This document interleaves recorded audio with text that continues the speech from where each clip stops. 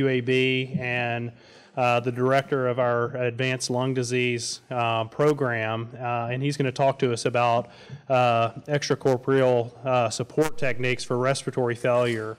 And he also has a little bit of an ask in the beginning here. Okay, thank you, Mike, for the invitation to speak. I'm just going to put this up very quickly for the audience. For a long time, we've had an Alabama Thoracic Society that really hasn't been very active and has largely just helped fellows put together tri-state presentations for that annual meeting. We're actually trying to get a little bit more active as a society. And my only request is just if you are a provider or just have an interest in thoracic medicine and we don't have a way to contact you, just leave your email address on the way out. We're trying to get better organized with a website. We're in the process of forming an executive committee with representatives really across the state of Alabama and just make a format where practitioners around the state can better interact with one another. Membership is free. There's no cost to this. As a part of the ATS, you do get access to the annals of ATS.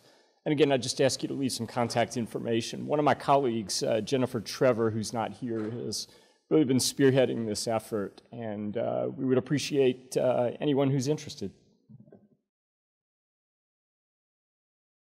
So I'm going to switch and for about the next 15-20 minutes talk about extracorporeal support techniques for respiratory failure.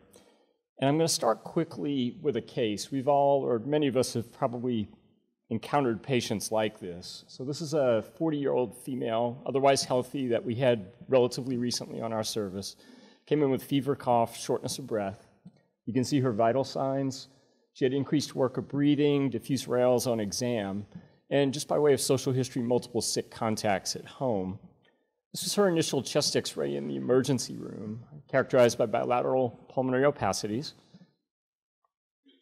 So in the emergency room, she's emergently intubated for shortness of breath. She's given fluids, pressors, broad-spectrum antimicrobials, and oseltamivir for potential influenza, and transferred to the ICU. And you can see that things get progressively worse. She ultimately requires paralytic infusions, prone positioning, but really to no avail. Her radiographic disease worsens.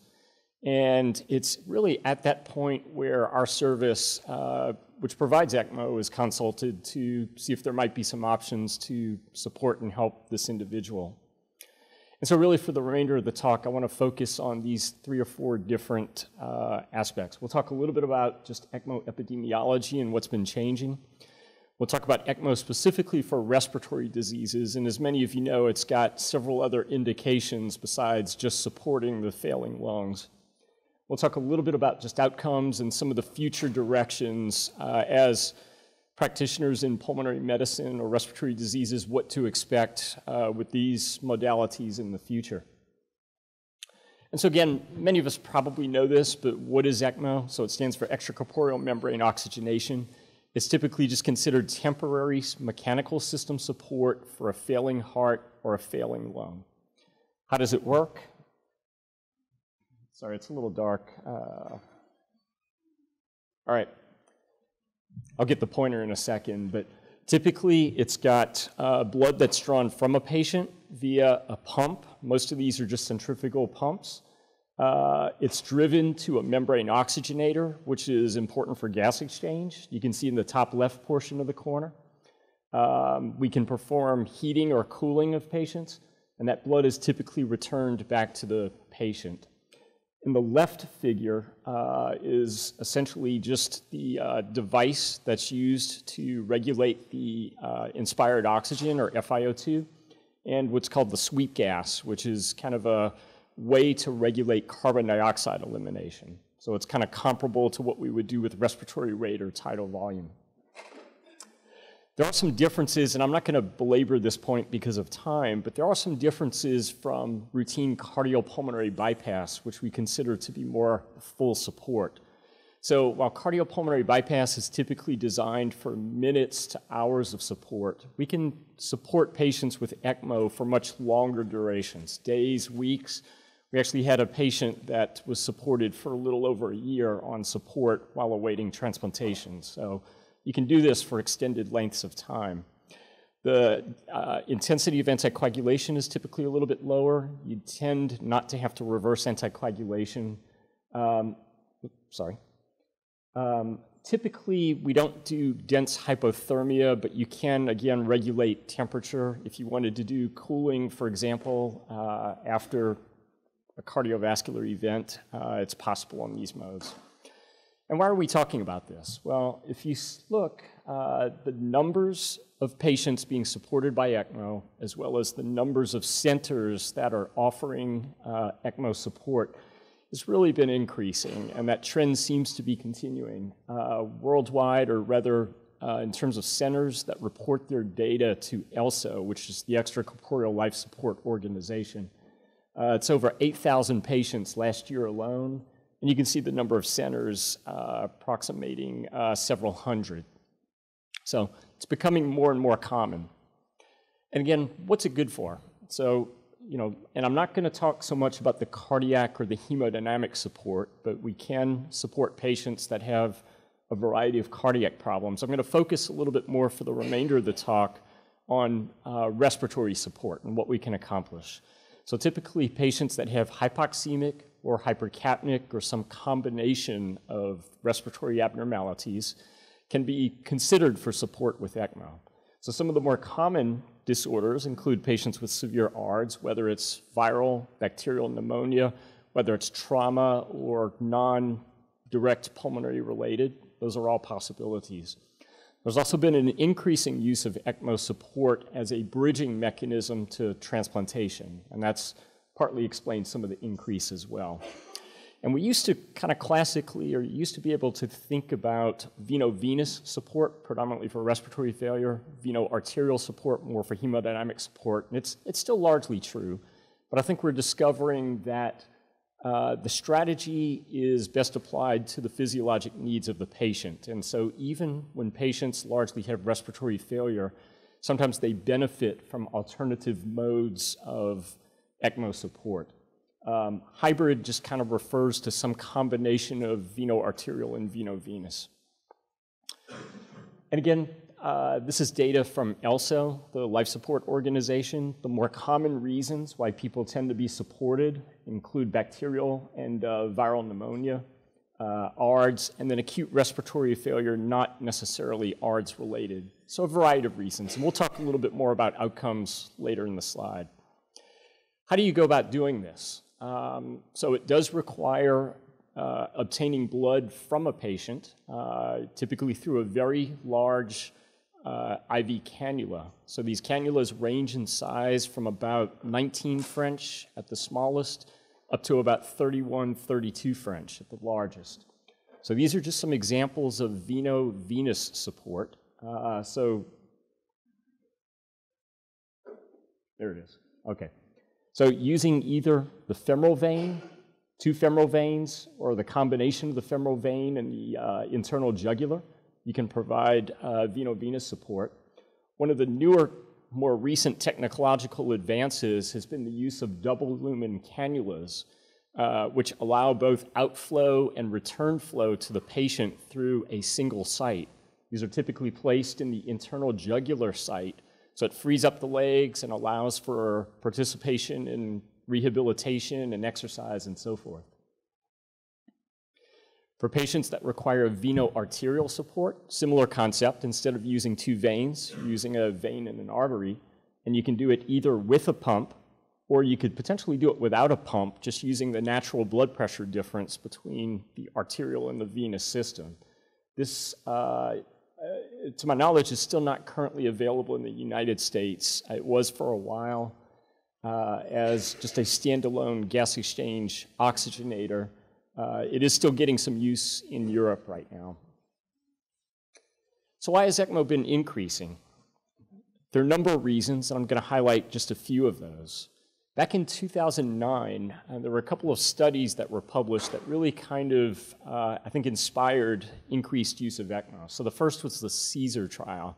Many of you have probably heard of this. This was, and I won't go into all of the details, But essentially, it was a UK study, Great Britain, several sites, and what they did was randomize patients to a strategy that involved caring for patients with ARDS, either by referring to an ECMO center or by conventional, traditional means, typically at the referring site.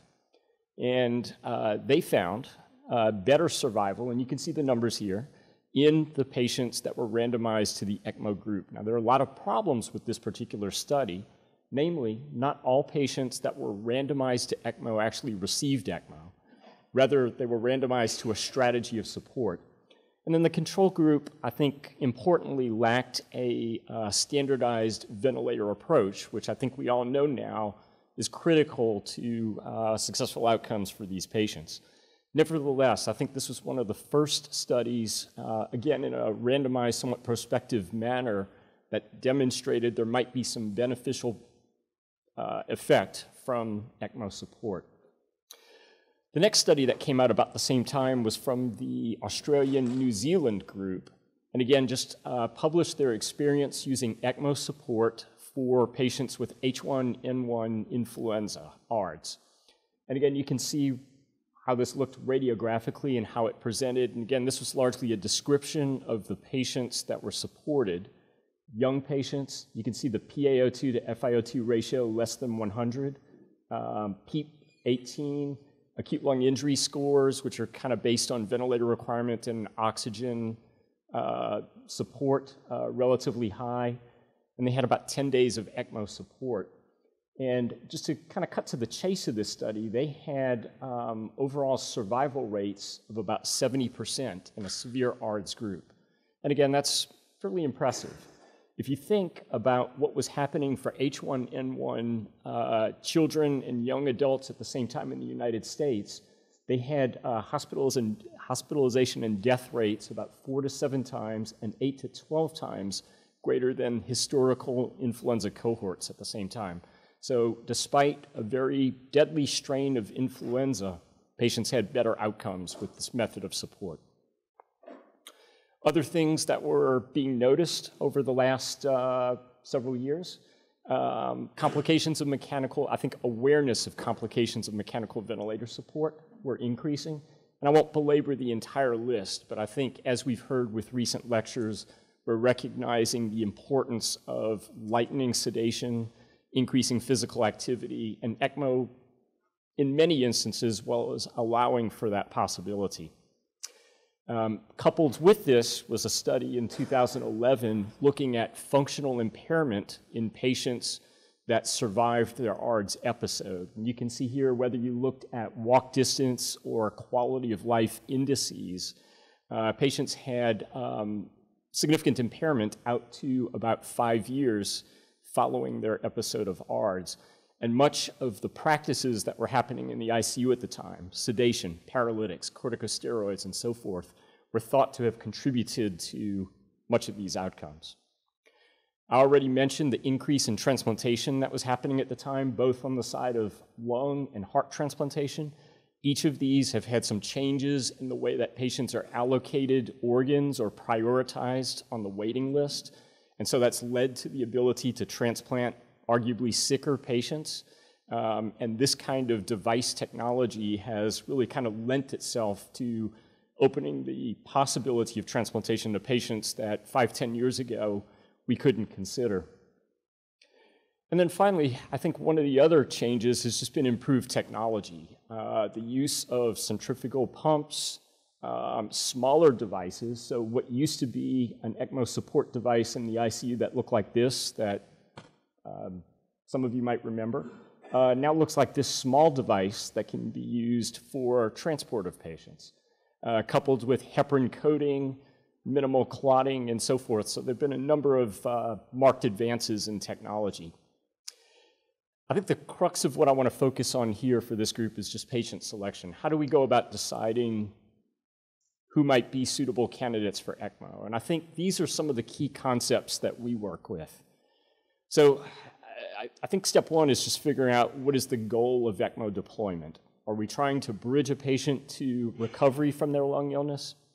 If it's recognized or if there's a low likelihood that they're not going to recover, are they potentially eligible to bridge to transplantation or to device therapy?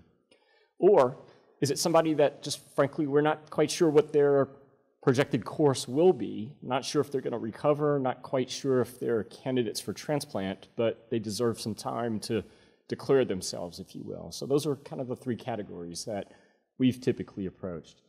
And then importantly, we always try to have a strategy for discontinuation.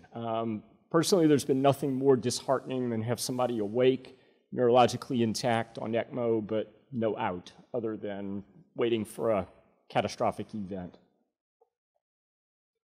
And so when you think about respiratory conditions, again, it's the wide spectrum of conditions that we tend to support. So whether it's hypoxemic or hypercapnic respiratory failure, we can support patients with pulmonary vascular diseases, including massive thromboembolic disease, patients that may have complex airway disease and are being considered for some more definitive management, fistulas and air leaks. One of the nice things about this is it potentially removes the need for positive pressure, and so these patients can often have a way to wait while a fistula or bronchopleural fistula may seal, and then obviously transplant-related reasons. There are some contraindications I want to make you aware of, but I think probably the take-home message here is if you have a patient that might benefit from this, don't let contraindications stand in the way of making a phone call and discussing your patient.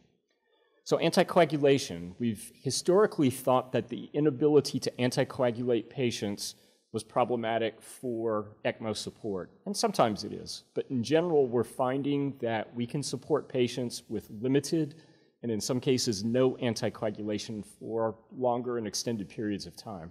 So limited anticoagulation would be sub-Q prophylactic heparin like you would do for any other patient. No anticoagulation is just what I said, nothing. And it turns out our circuits, particularly on Veno-venous, tend not to fail acutely or catastrophically. We'll often see evidence of impending failure with adequate time to change circuits. It's really hard to support patients that have irreversible disease processes and are not candidates for some other destination kind of therapy. So those are problematic patients when it comes to consideration. I think one of the take-homes here today is duration of mechanical ventilator support, and particularly duration at high pressures, high FiO2s.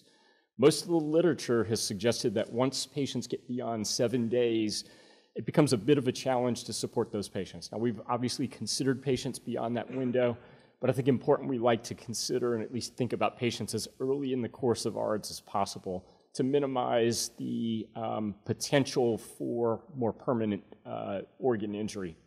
Multiple organ dysfunction is a problem, as is significant neurologic injury. And some of these are actually debated from center to center. If you look at what ELSO recommends, I won't belabor the entire point, but as the PaO2 to FiO2 is decreasing, and your FiO2 requirement is increasing, ECMO can be considered under those circumstances.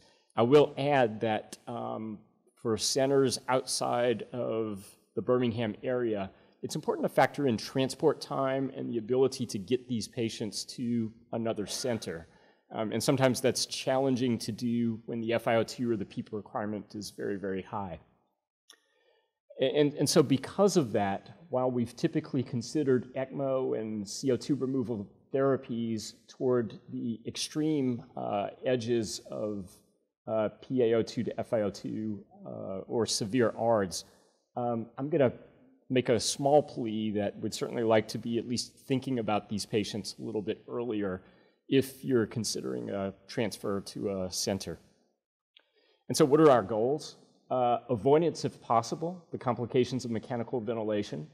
Want to provide recovery from acute lung injury. And as you heard from Steve, it's often very hard to hit the target goals for tidal volume in patients with ARDS. And I think we've been able to achieve that relatively easily with ECMO support. We also like to limit sedation, allow for spontaneous breathing, and if possible, communication. Early mobilization is very important to us, and then minimizing the risk of ventilator dependence through all of those modalities. We've become very akin and accustomed to getting patients up and ambulating with ECMO support. So this is an example of that single dual lumen single site cannula that I talked about. It's called Avalon. This is just one of the patients supported, but it allows for the avoidance of sedation, avoidance of paralysis, and often we can get these patients extubated, or we're not extubated to the point where they don't need as much ventilator support. I just want to point out some of the devices that are available for use right now. We've talked largely about the ECMO support device. One thing that you'll see coming soon will be an extracorporeal CO2 removal device. We're hopefully going to be a part of a multi-center trial in the coming months for this. But the advantage to CO2 removal is you don't need high flow rates that you necessarily need for providing oxygenation for ECMO support. And often the cannula size can be typically smaller, kind of akin to what a vascular cath might be. So you don't typically need a surgeon or somebody with increased expertise to put these cannulas in. And it's very efficient at carbon dioxide removal. There are some complications, and again, in the interest of time, I won't belabor this. There are some cannulation issues, and the more expert you are at cannula placement, the fewer complications patients have. There are some circuit issues, and oxygenator failure does happen. Patients do occasionally clot, but the types of materials that are used in membranes now has really reduced the frequency and occurrence of clotting. And with heparin use, and even sometimes without heparin use, there is the occurrence of bleeding. And about 4% of patients can have intracranial bleeding, which is obviously problematic. We talked a little bit about the outcomes, but if you look at registry data, survival, and remember, these are patients that are being supported for severe ARDS. So survival is about 60% for patients that are supported for severe ARDS or respiratory failure using ECMO. If you look at ECMO, just by way of comparison for cardiac support, that survival rate, and this is hospital discharge, is about 40%. If you look at the survival rates for ECMO used after CPR, so more emergent ECMO, it's closer to about 10 to 15%. So what are some of the future directions? In the interest of time, I won't go through the entire slide, but I will say that there are several areas ripe for further investigation. I think one of our fellows later today will talk a little bit about his work with anticoagulation. But just in terms of monitoring infection reduction risk, pharmacokinetics is kind of a bit of a black box in this area right now. And then just making the device more portable and safer are important. So some of the things that are out and about include better predicting which patients are likely to benefit from ECMO support because it consumes resources, both in the ICU, personnel, and cost. So this is one example. This is a RESP score, and it's just a way to predict how patients are likely to do with support. It's been validated in other populations, but the caveat to this is they use the ELSO registry, so effectively used patients that were already supported by ECMO.